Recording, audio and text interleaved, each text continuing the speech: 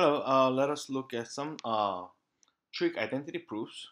So in order for us to do these things, one thing that which you have to know or you have to do is to memorize all those Pythagorean trig identities. And then some quotient identities as well.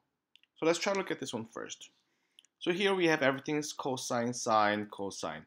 But when you look into the right side here, only thing that we have is cosine. Then my question to you is, how can you change the sine into cosine? So here I'm hoping that you will remember sine square x plus cosine square x equal to 1. If you remember this one, you will see that sine square is by subtracting cosine from both sides. You will see that as sine square x is equal to 1 minus cosine square x. Now what I'm about to do is I'm going to put this one in that place of sine right over here. So here we get cosine square x minus, in place, so I'm putting the parentheses, 1 minus cosine square x equal to 2 cosine square x minus 1. Now, as you distribute the negative sign to both terms over here and here, so we get cosine square x and then minus 1, negative negative becomes positive cosine square x. Now then we can combine these two cosines, then we get 2 cosine square x minus 1 is what we end up getting, and that is exactly what we have. Let's look at second one. We have sine to the fourth power x minus cosine to the fourth power x. X is equal to sine square minus cosine square. It looks very overwhelming when you look at it, but let us try to factor this side first. Can we do that? When I'm looking at the difference of squares, because if you think about it, sine to the fourth power is sine square x to the square minus cosine square x to the second power. That's what sine to the fourth power minus cosine to the fourth power is. Then by the difference of squares here, we can say, hey, sine square x plus cosine square x. And second factor is sine square x minus cosine square x. Now, at this point, if you're curious, hey, how did you do this one? If you remember, basically the only thing that I'm applying is this, a squared minus b squared as an example. How do you factor this? It is equal to a plus b times a minus b. And this is a simple thing that I'm applying in this case. Then, but wait a minute, what do you realize about sine squared plus cosine squared? That's equal to 1. That's right. So we get 1 times sine square x minus cosine square x is basically what we end up getting, and that is our answer. Number 3. What is secant? That's right. I want you to remember that secant x is equal to 1 over cosine of x, and then tangent x is equal to sine x over cosine of x. Knowing those two things, we should be able to see that, hey, sine x, multiply that by secant is 1 over cosine of x. Now, but when you multiply these two things out, because sine of x can be assumed over 1, then we simply end up getting sine of x over cosine of x. Now, then that's equal to tangent of x. And that's exactly what we wanted to show. Let's look at number 4 here. Now, it seems somewhat confusing, and then how can I make these two things into one over here? So why don't I rewrite cotangent? The first one is sine x plus cosine x. But the thing is, cotangent is cosine x over sine x. So I can multiply these two things together over 1, and then sine of x was already there. Then we'll end up getting plus cosine square x over sine of x. And notice that in this case we only have one term, but we have two terms, so we need to bring them together. Since this one is over 1, I can multiply top and bottom by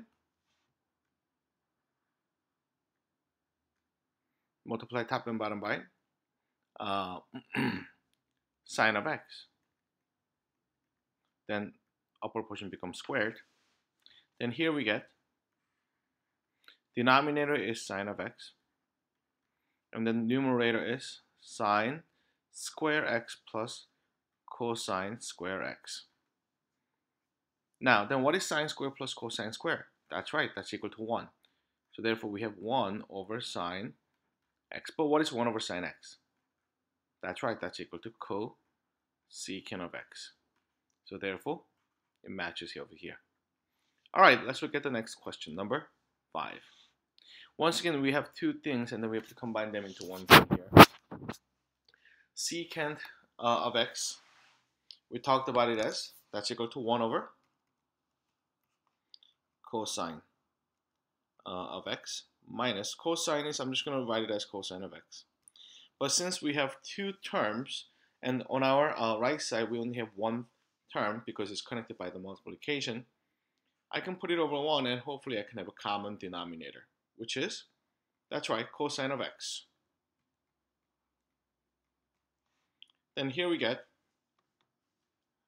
1 over cosine of x minus cosine square of x over cosine of x. Now, then we can combine them together. We get 1 minus cosine square x over cosine of x. Then you might wonder, how do you convert this one? That's right. From sine square x plus cosine square x equals to 1. If you have to subtract cosine square of x on both sides, then we get to see that sine square of x, which is equal to 1 minus cosine square of x. And that's exactly what we have in this place. Then we're going to write down, instead of writing 1 minus cosine square, we'll write down sine square. But why don't I write down sine square as a sine of x times sine of x? You could have written a sine square as well, that's perfectly fine, over cosine of x. Then you can see that this one is tangent, as you can see over here, and then sine x was sine x. So if I had to write one more step, is equal to sine of x times tangent of x. Hence, we show the identity here. All right, number 6. Once again, we have two things, and that has to come down into one. Then notice that we have cotangent is common. So what if you have to factor out cotangent? Then we are left with secant square minus 1. But if you remember, tangent square x plus 1 is equal to secant square x. So by subtracting 1 from each side, we can see that tangent square x is equal to secant square x minus 1. So then in place of secant square minus 1, I'm going to write down tangent square by writing them 2 times. So here we have cotangent of x times tangent of x times tangent of x. But if you remember, cotangent and tangent, they're reciprocal to each other. So I can rewrite this one as 1 over tangent of x times tangent of x times tangent of x.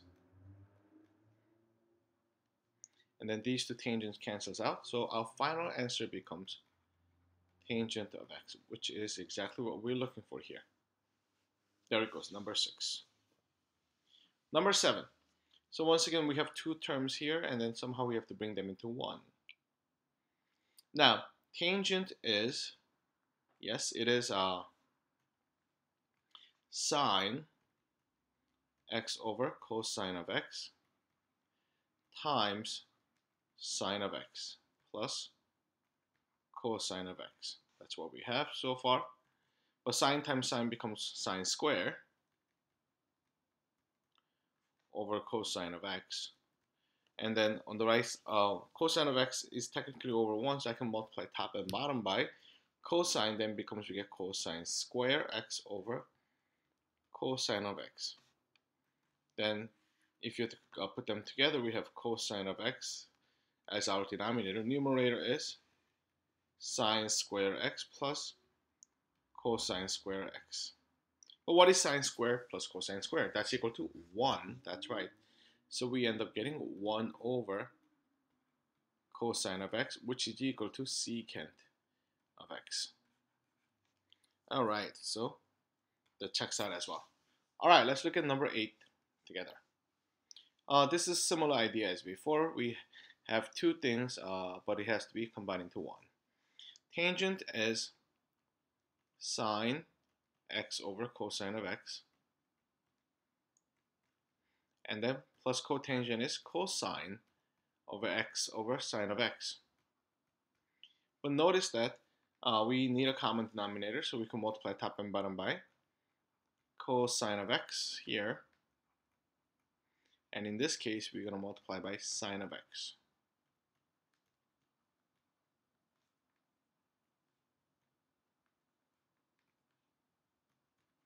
Then on the denominator, we will have sine x cosine of x.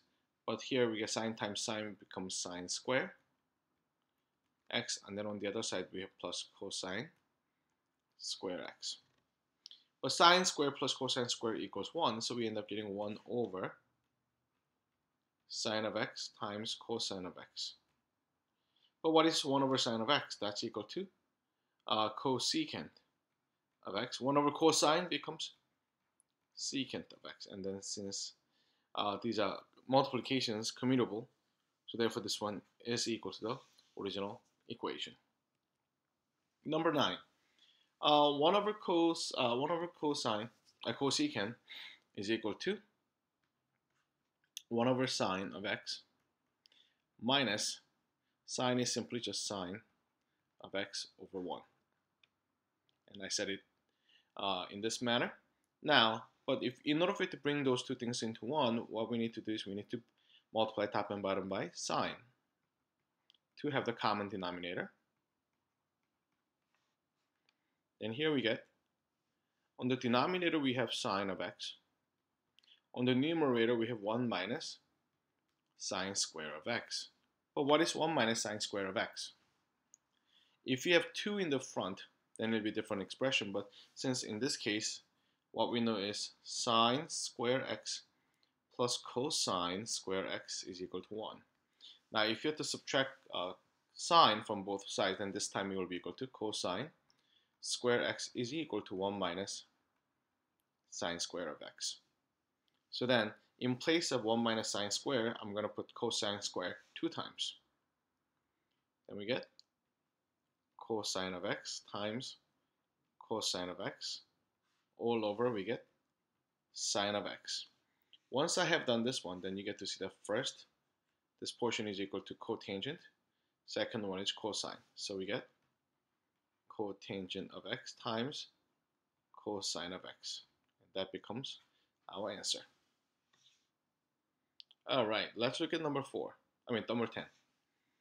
So here we have, this is similar to the earlier question, except that cosine square has to be disappeared and then keeping it with sine square, because as we know, sine square x plus cosine square x is equal to 1.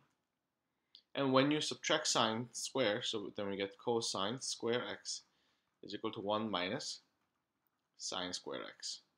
So putting that over here, then we get 1 minus sine square x minus sine square x would have been equal to 1 minus, and then here we get 2 sine square x. And that's exactly what we want. So we're done.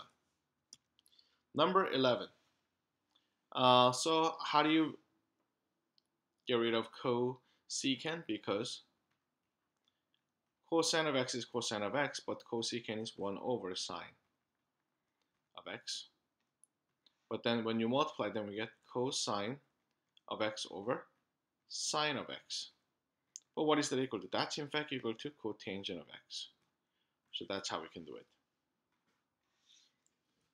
Lastly, number 12. Notice that they don't have the same denominator. So what are we going to do? We're going to make the common denominator. For the first one, I'm going to multiply top and bottom by this factor. That means we're going to have 1 plus cosine of x all over 1 minus cosine of x, multiply that by 1 plus cosine of x. But the thing is, second one case, the other missing factor for the denominator is 1 minus cosine of x. So this will be multiplied to here, numerator and denominator. Then plus 1 minus cosine of x. And denominator will be the same thing as this one. Then you can see that on the top we have 2 left. Bottom is, when you multiply these two things, we get 1 minus cosine square x by the conjugate concept. Now, but what is 1 minus cosine square? As we have seen it earlier, that's equal to sine square. So we're going to write down 2 over sine square x. But what is reciprocal of sine? That's equal to cosecant. So we have 2 cosecant square x. Notice that 2 didn't move and stayed where it was. So there it goes. All right, with that one, we are done for the homework, and I'll see you later. Bye-bye.